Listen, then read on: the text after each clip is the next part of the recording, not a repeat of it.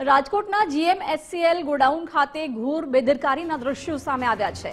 એક તરફ સિવિલ હોસ્પિટલમાં દવાઓની અછત છે અને બીજી તરફ જીએમએસસીએલ ગોડાઉન ખાતે દવાઓનો જથ્થો પલળી ગયો છે। જીએમએસસીએલ કે જ્યાંથી દવાની સપ્લાય થાય છે ત્યાં દવાઓ પલળી ચૂકી છે। ગરીબ દર્દીઓ દવાથી વંચિત રહે છે અને બીજી તરફ દવાઓનું બગાડ થાય છે, પલળી જાય છે। દવાઓની અછતને કારણે દર્દીઓને ભારે હાલાકી પડી રહી છે। પીડીયુ હોસ્પિટલના સ્ટોર ઇન્ચાર્જ ડોક્ટર જે.કે. નથવાણીનું નિવેદન પણ સામે આવ્યું। કહ્યું કે જીએમએસસીએલમાંથી દવાઓ સપ્લાય કરવામાં આવે છે। કુલ 714 દવાઓ સિવિલ હોસ્પિટલમાં ઉપલબ્ધ નથી। એપ્રિલ મહિનાથી અમે માંગણીઓ કરેલી છે, પરંતુ હજુ સુધી દવાઓનો જથ્થો સિવિલમાં પહોંચ્યો નથી।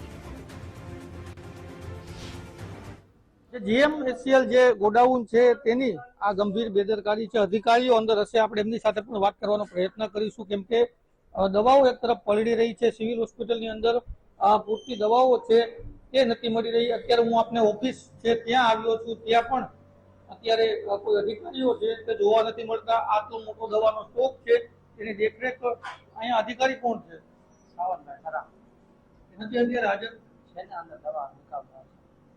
આ સિવિલ હોસ્પિટલમાં 6 મહિનાથી દવા નથી મળી। તદ્દન વસ્તુ ખોટી છે। દરરોજ 1-2 ગાડી જાય જ છે આઈસર ભરે।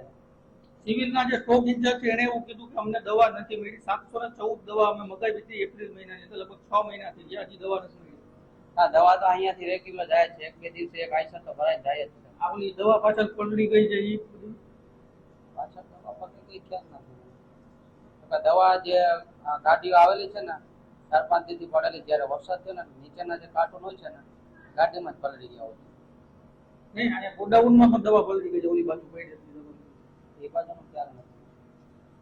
આ પૂરતો જગ્યા નથી એટલે ટ્રક કેટલા દી ત્યાં પડ્યા છે? 3-4 દિવસ રહેશે।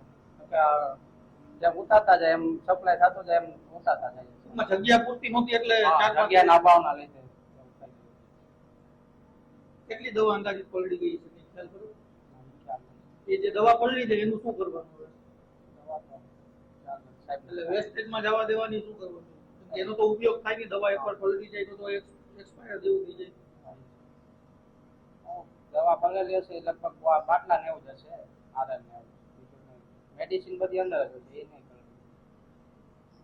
ચોક્કસ તો ખૂબ જ ગંભીર બેદરકારી છે। બીજી બાજુ કોઈ અધિકારી હાજર નથી અને આ પ્રકારે આપ જોઈ શકો છો કે જે પ્રાણીઓ છે તે પણ અહીંયા આટાફેરા કરતા હોય। હવે આમાં કોઈ મોટી ખામી સર્જાય તો તેના માટે જવાબદાર કોણ? કેમ કે આ પ્રકારની ગોડાઉનની હાલત છે, કોઈ જવાબદારી ધરાવતા અધિકારીઓ અહીંયા હાજર નથી અને બધું રામ ભરોસે ચાલતું હોય તે પ્રકારની પરિસ્થિતિ છે। મોટી સંખ્યામાં અહીંયા દવાનો સ્ટોક છે। એક બાજુ બહાર ટ્રક પડ્યા છે, બીજી બાજુ દવાઓ પલળી રહી છે।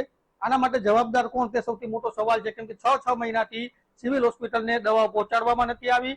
અહીંયા ગોડાઉનની અંદર દવા ધૂળ ખાય છે, પલળી જાય છે અને ગરીબ દર્દીઓ છે તે દવાથી વંચિત રહી જાય છે। કેમેરા પર્સન કિશોર વાડોલિયા સાથે ગૌતમ બેડા, ગુજરાત ફર્સ્ટ, રાજકોટ। અમારે જે ટોટલ અમને સરકાર તરફથી સપ્લાય કરવામાં આવે છે એ ઈડીએલ દવાઓ તરીકે અમે એને લેબલ કરેલી છે, જે 1385 કુલ દવાઓ છે, જે અમે સરકાર તરફથી એટલે કે જીએમએસએલ તરફથી નિયમિત ધોરણે સપ્લાય કરવામાં આવે છે।